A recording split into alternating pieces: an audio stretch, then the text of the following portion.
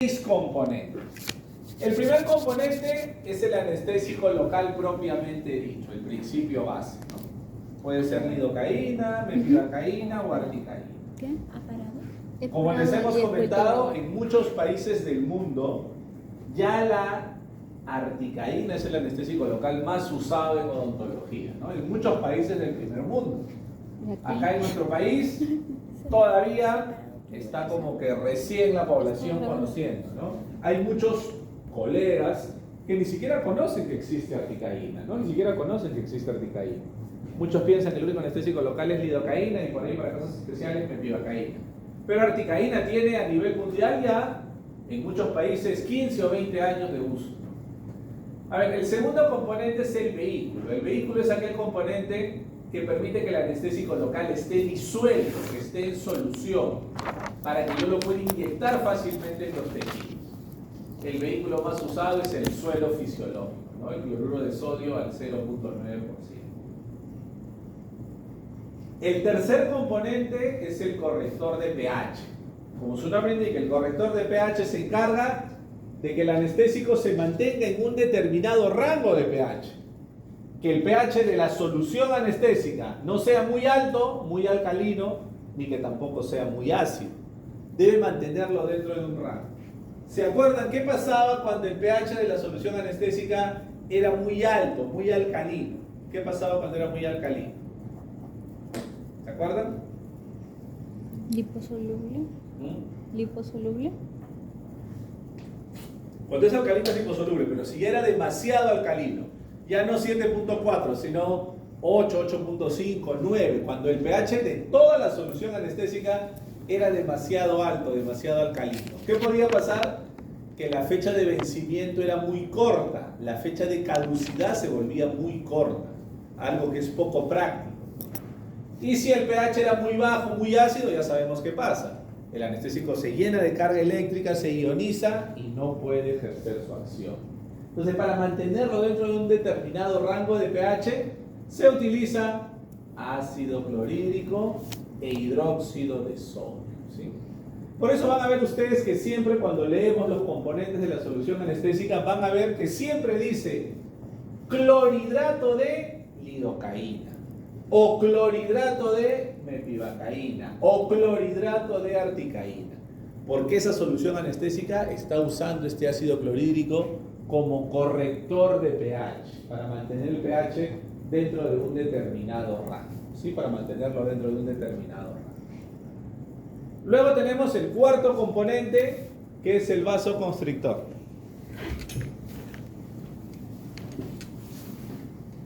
¿Qué tal? Sí, sigue, continúa. El cuarto componente, que es el vasoconstrictor, ¿no? Recordemos, por eso recibe ese nombre de coadyuvante. Coadyuvante significa que va a ayudar a mejorar el efecto del anestésico local. Recordemos que el vasoconstrictor más usado, como les decíamos, es la adrenalina o epinefrina, ¿no? Que son sinónimos, adrenalina o epinefrina. Antes, antiguamente, hace 20 o 30 años atrás, se usaban también otros vasoconstrictores, como la levonorefrina, que todavía está disponible en el mercado, pero ya no es muy recomendable, y también la norepinefrina. Eran vasoconstrictores antiguos que se empleaban antes, ¿no?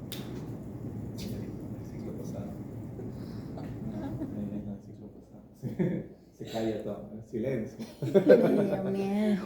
Sí, el ciclo pasado. Entonces, lo que se usa en la actualidad es epinefrina. Tenemos lidocaína con epinefrina, mepivacaína con epinefrina, articaína con epinefrina. ¿Qué ventajas le da el vasoconstrictor? 4 ventajas, ¿no? A ver, recordamos las ventajas. ¿Qué ventajas nos da utilizar vasoconstrictor? Solange, ¿qué ventajas nos da usar vasoconstrictor? Prolonga la duración de... Primera ventaja, muy bien. Prolonga la duración de acción del anestésico local. ¿Qué otra ventaja tenemos, Alexandra? Que tiene, más durabilidad. Ya, lo que acaba de decir Solange, mayor duración de acción. ¿Qué más? ¿Qué más? Bloquea los canales de sodio. Ya. No, eso hace la lidocaína. Tiene un poco que ver con eso, ¿no? Obviamente, si el anestésico se mantiene más tiempo en ese sitio, va a bloquear mayor cantidad de canales de sodio. Entonces, le produce una anestesia local más profunda. Primera ventaja, prolonga la duración de acción. Segunda ventaja, me genera un efecto anestésico local más profundo. Produce mejor bloqueo del dolor. Tercera ventaja, el vasoconstrictor reduce el riesgo de toxicidad sistémica. Disminuye el riesgo de toxicidad sistémica. Y cuarta ventaja, mejora la hemostasia. Al haber vasoconstricción, disminuye el riesgo de sangrado. Entonces tenemos 4 ventajas bastante claras, ¿no? Luego tenemos el quinto componente, que es el preservante. El preservante es aquel componente que tiene por finalidad conservar, mantener la esterilidad de la solución anestésica, ¿no? El preservante más usado es el metilparabeno. Pero eso lo hemos comentado anteriormente, ¿no? Un cartucho de uso odontológico que viene la solución estéril, le coloco en un cárpula estéril, le pongo una aguja estéril y lo uso una sola vez. ¿Existirá realmente riesgo de contaminación? No, porque es de un solo uso. En cambio, lo que vemos acá hacia el lado derecho, un frasco ampolla. Un frasco ampolla sí se va a usar muchas veces. Yo voy a extraer en varias ocasiones de aquí, un frasco ampolla viene de 20 o hay algunos incluso de 50 mililitros. Yo voy a sacar 3 mililitros para un paciente, 2 mililitros para otro paciente, 4 mililitros para otro paciente. Esto sí es multiuso. Aquí sí existe riesgo de contaminación. Tener en cuenta que algunas entidades reguladoras importantes a nivel mundial, como la Asociación Dental Americana, sugirieron desde el año de 1983, y hace más de 40 años, 1983, que los cartuchos de anestesia de uso odontológico no deben tener preservante, porque no lo necesitan.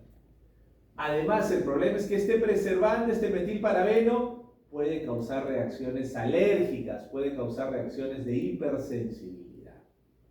Entonces, la recomendación de la Asociación Dental Americana me dice: los cartuchos de uso odontológico no deben tener preservante, porque no lo necesitan y queremos evitar ese riesgo de reacciones alérgicas. Sin embargo, acá en nuestro país, ¿no? Perú es tierra de las maravillas, todo pasa acá.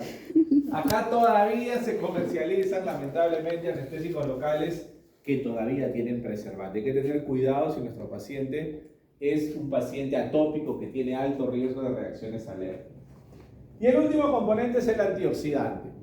El antioxidante es un componente que se agrega para proteger al vasoconstrictor. El antioxidante evita la oxidación del vasoconstrictor, porque el vasoconstrictor es muy susceptible a la luz solar. Si yo expongo este cartucho de anestesia de uso odontológico a la luz solar, ese cartucho, la epinefrina o adrenalina se puede descomponer y pierde sus funciones beneficiosas, ¿no? Entonces, por eso se usa el antioxidante, que es el metabisulfito de sodio.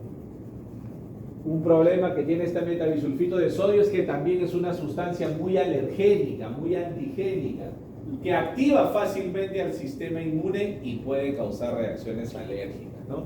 Mucho cuidado cuando recibamos un paciente que tenga, por ejemplo, estas características, ¿no?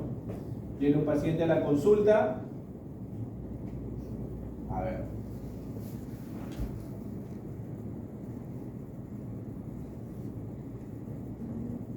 de repente imagínense, ¿no? Viene un paciente a la consulta, vamos a realizar un procedimiento quirúrgico y yo le pregunto, ¿no? ¿Algún antecedente, alguna enfermedad, algún tipo de alergia? Y nos dice: sí, doctora. Sí, doctora, yo soy alérgico a los mariscos. También, doctora, soy alérgico al polvo. Y también, doctora, soy alérgico a las penicilinas. Un paciente atópico, un paciente que tiene múltiples tipos de alergia. Una alergia alimentaria, una alergia ambiental, una alergia farmacológica. Este paciente tiene alto riesgo de que podría ser una reacción alérgica. En primer lugar, lo más frecuente, al antioxidante. En segundo lugar, podría ser al preservante. O más raramente, poco frecuente, al principio base. ¿Cómo podemos detectar si mi paciente realmente es alérgico a alguno de estos componentes? ¿Qué pruebas se tiene que realizar el paciente? ¿Qué se les ocurre? ¿Qué debería? Imagínense que el paciente nos dice eso, nos viene su primer paciente y dice, doctora, sí, yo soy alérgico, doctora, a los mariscos, también al polvo y a las penicilinas. Y necesitamos colocar la anestesia local. Y nunca le han colocado anestesia local, nunca previamente ha sido sometido a un tratamiento odontológico con anestesia local. Se le pone en la piel a ver cuál reacciona más. Claro, lo ideal, lo correcto, es hacer una interconsulta con el inmunólogo. El inmunólogo va a hacer una prueba que se llama prick test, una prueba muy sencilla, ¿no? Seguro han visto alguna vez, o quizás se han realizado incluso. Se llama prick test, ¿sí? Que si es acá, como dice Yanela, en la porción ventral del antebrazo. Se colocan los potenciales antígenos y en 20 minutos el inmunólogo me dirá si realmente usted es alérgico a tal o a tal componente. Hincha, ¿sí? Dependiendo. Entonces, importante poder determinar eso, ¿no? Veamos las características más importantes de los anestésicos que más vamos a utilizar. Primero veamos lo que corresponde al lidocaína. Lidocaína es un anestésico que tiene una moderada solubilidad en líquidos, lo suficientemente adecuada para penetrar al interior de la neurona y bloquear el canal de sodio. Tiene unión a proteínas plasmáticas de moderada a alta, pudiendo llegar al 90%. Esta alta unión a proteínas plasmáticas le da la ventaja de que va a estar mayoritariamente unida a la albúmina. Solamente un porcentaje muy pequeño de 10% se va a encontrar en fracción libre. Por lo tanto, esto le da un buen perfil de seguridad, bajo riesgo de toxicidad. ¿Sí?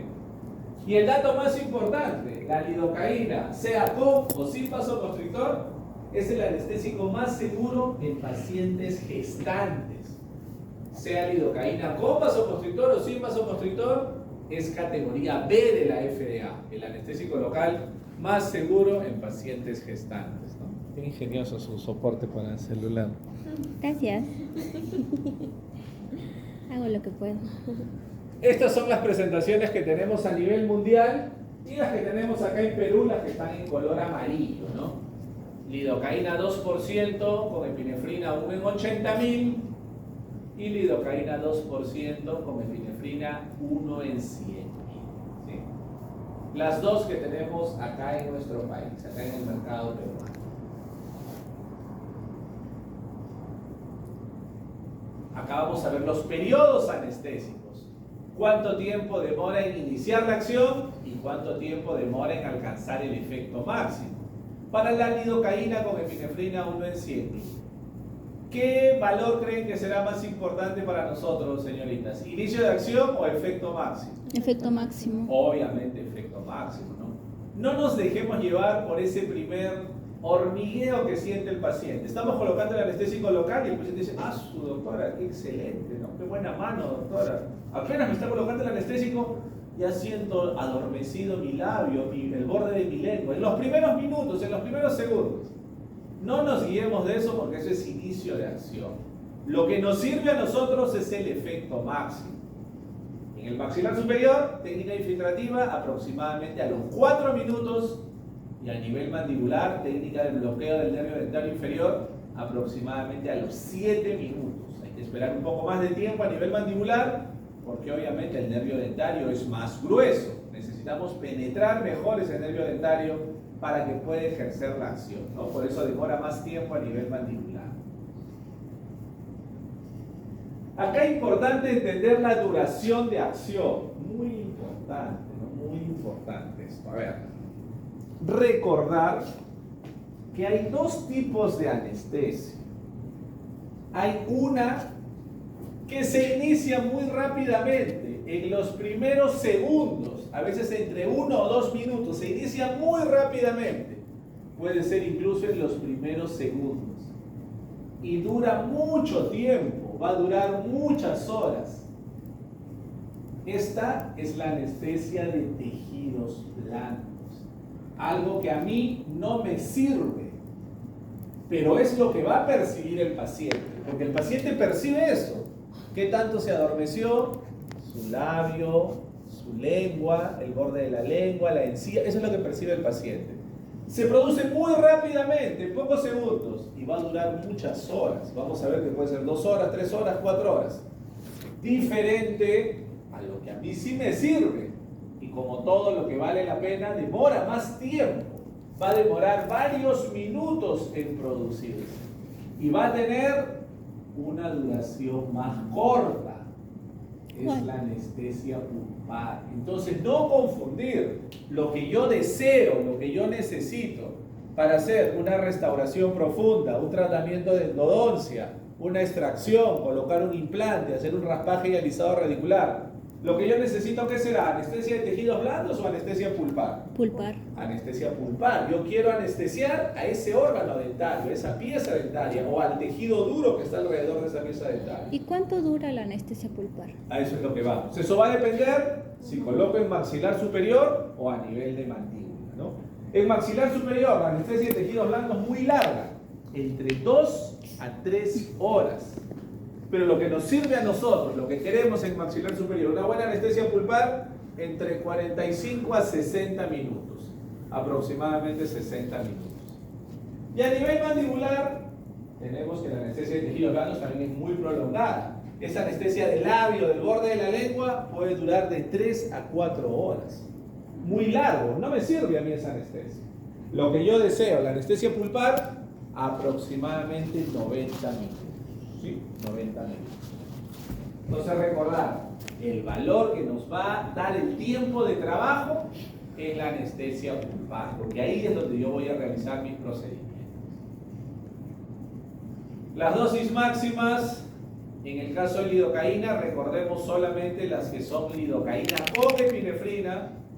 Para niños, máximo 5 miligramos por kilo y para adultos, máximo 7 miligramos por kilo. Recordemos solamente las que son con epinefrina.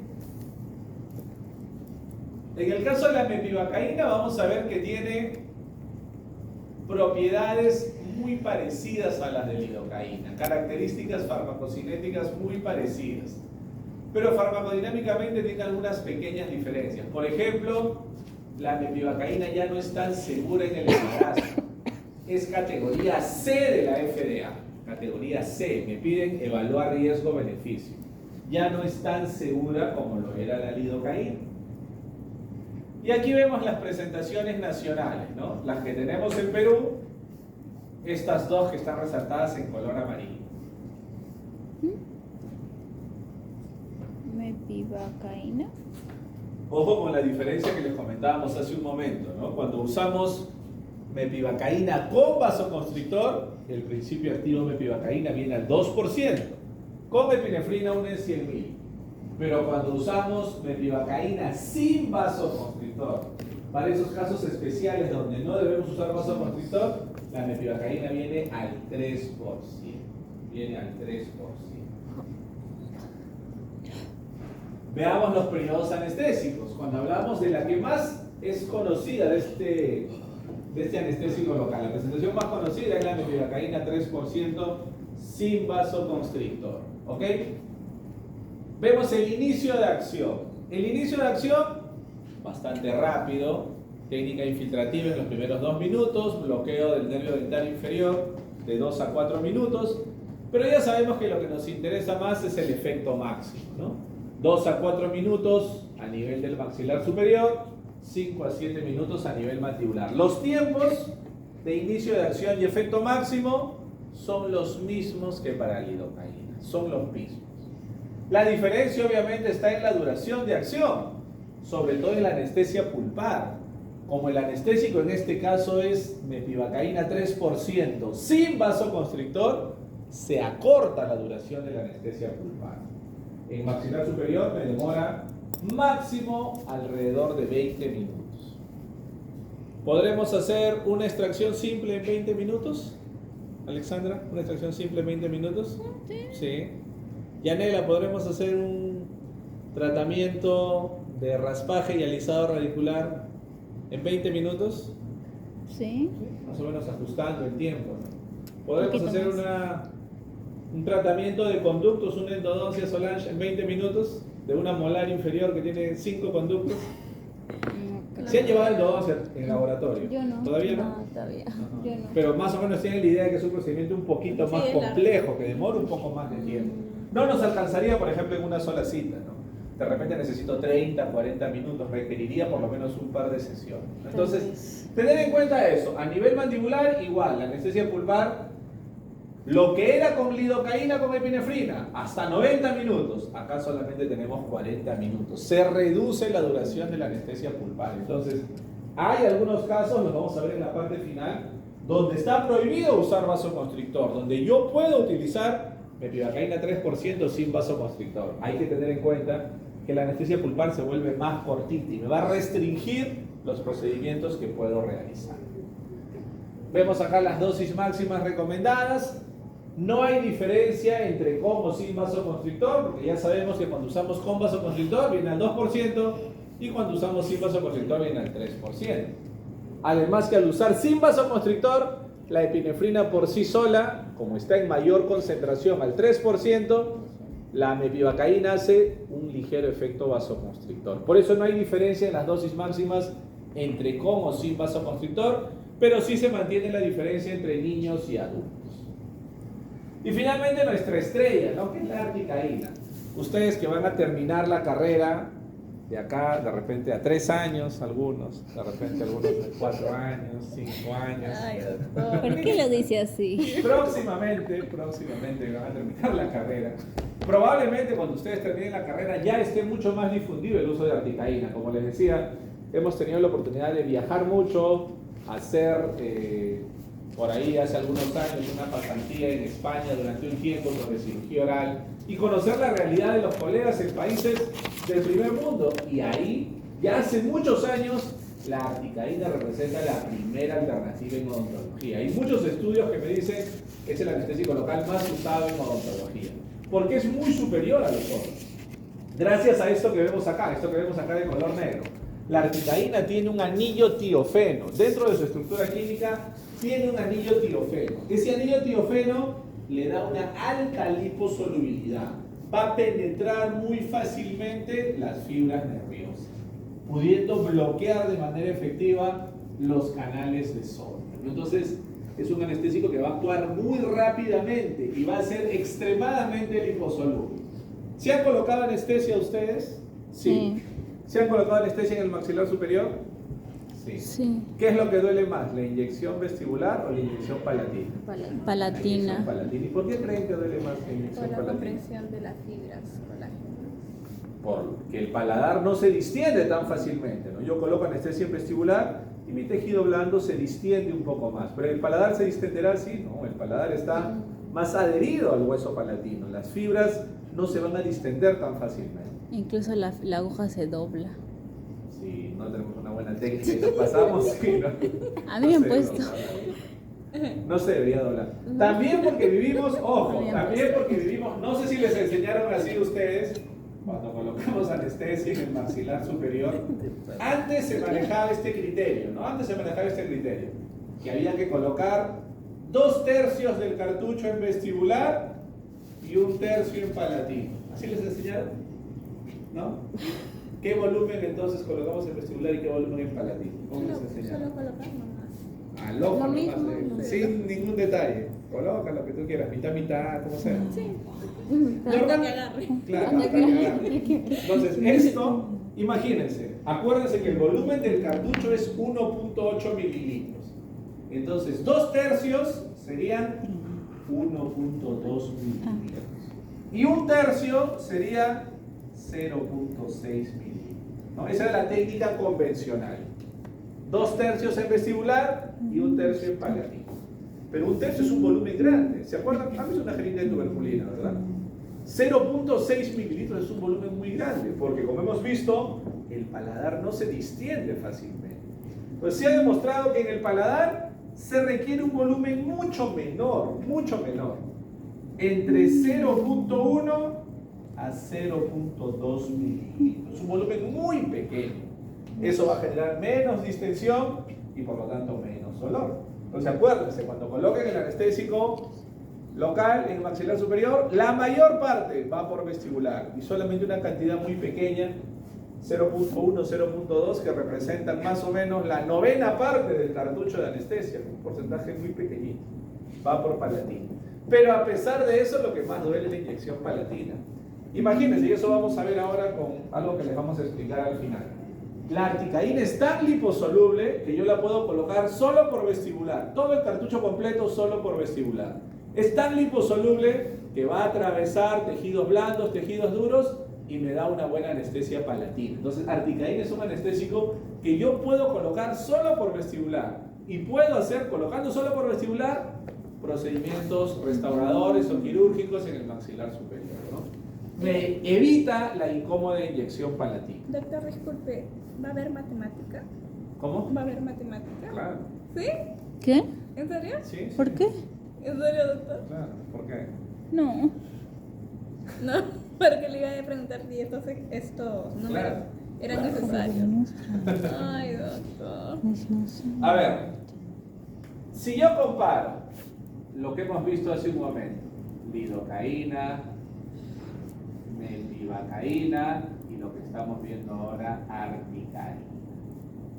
¿Cómo es su biotransformación y su eliminación?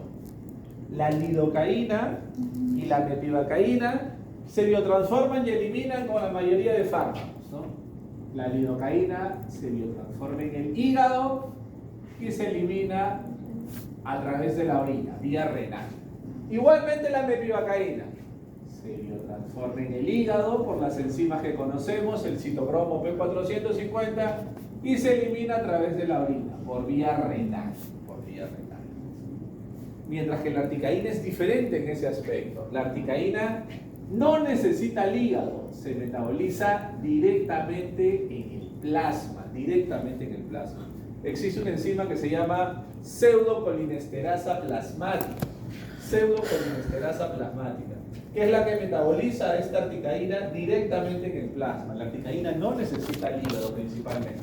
Y ya luego sí se elimina a través de la orina. Entonces, si yo tuviera un paciente con enfermedad hepática moderada o severa, ha tenido hepatitis C, ha tenido un daño a nivel hepático y necesito colocarle anestésico local, ¿qué anestésico local será más seguro para un paciente con enfermedad hepática? Articaína, obviamente, ¿no? Porque no va a sobrecargar de trabajo a ese hígado que está enfermo, ¿no? Entonces, un dato importante, una característica especial que tiene esta articaína: se metaboliza directamente en el plasma. Las presentaciones que hay a nivel mundial, acá en Perú tenemos solamente una, en Perú tenemos solamente articaína 4% con adrenalina 1 en 100.000.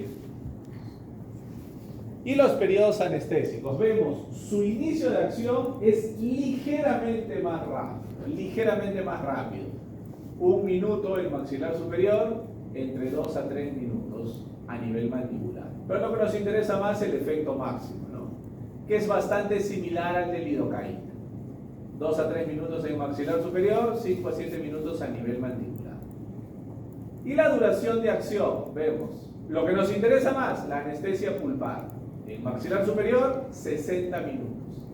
Más que suficiente para la mayoría de procedimientos. Y a nivel mandibular, 75 minutos. ¿Sí? Tiempos suficientes para la mayoría de procedimientos odontológicos. Articaína no se recomienda usar en menores de 4 años. No se recomienda usar en menores de 4 años. Recién a partir de 4 años, ¿no? Lo que reclama Alexandra, cálculo de dosis, vamos a ver ahora. Para niños, de 5 miligramos por kilo como dosis máxima. Y para adultos y adolescentes, 12 años a más, 7 miligramos por kilo como dosis máxima.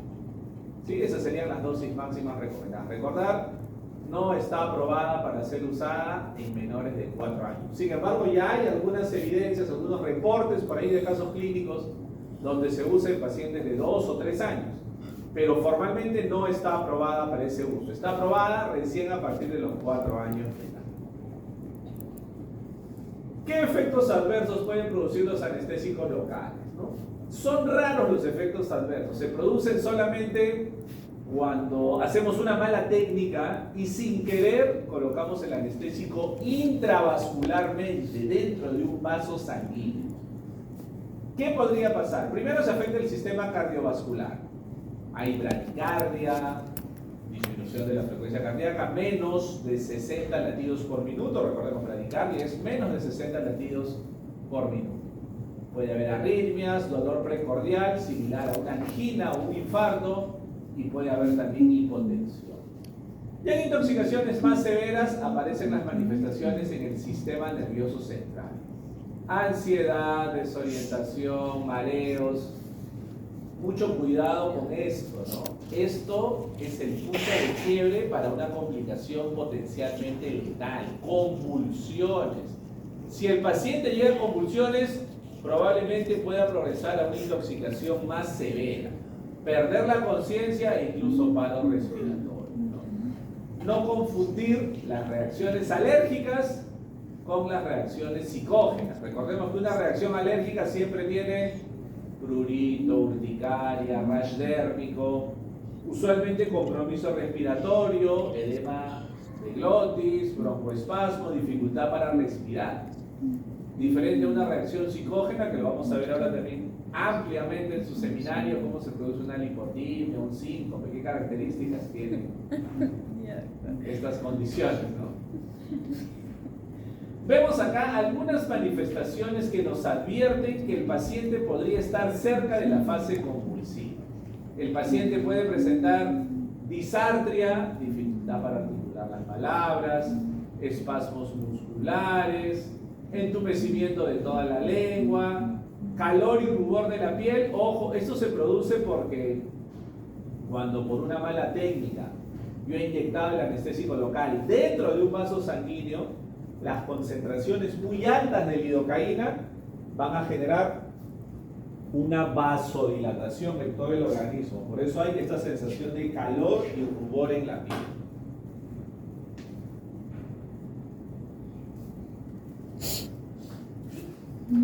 Puede haber somnolencia, desorientación, vértigos y mareos, ¿no? Todos estos, cualquiera de ellos, me indican que el paciente estaría próximo a presentar una convulsión.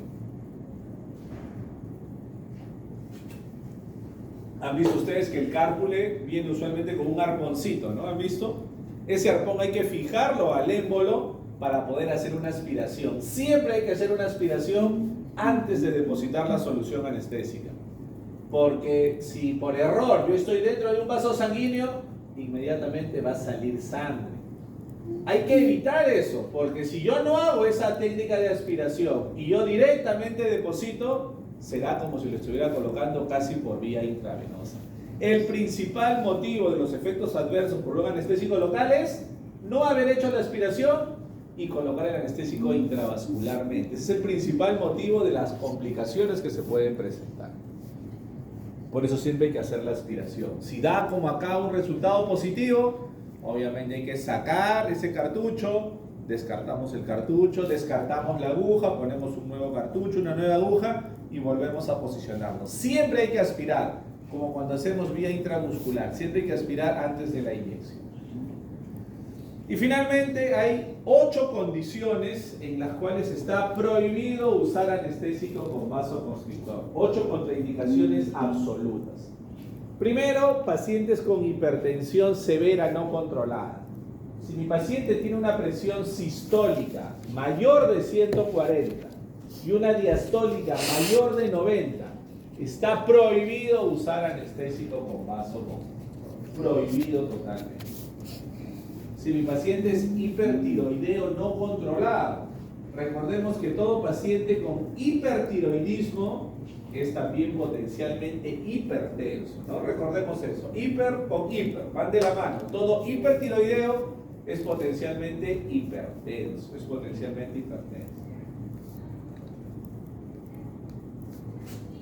También en pacientes con angina inestable. La angina inestable es un cuadro de cardiopatía isquémica que predispone al paciente a que en cualquier momento podría desarrollar un infarto. En ese caso, prohibido usar anestésico con vasoconstrictor. También prohibido en pacientes con arritmias severas refractarias. Ahora veíamos en la exposición que hizo Solange una de las indicaciones para el uso de anticoagulantes. ¿Se acuerda Solange que paciente con arritmias necesitaba utilizar anticoagulantes. Hay un tipo especial de arritmia que requiere el uso de anticoagulantes. ¿Ah? Lo acabas de exponer. Lo vimos también en la clase de teoría, pero también lo mencioné en el seminario. Con. ¿Antiplaquetarios? ¿No? Espera, eso no. Ahora. Hay un tipo especial de arritmia severa que necesita utilizar anticoagulantes. Sí. Lo hemos mencionado también en la teoría. Lo escribí por acá. Fibrilación auricular. No. Vamos a ver, creo, el siguiente.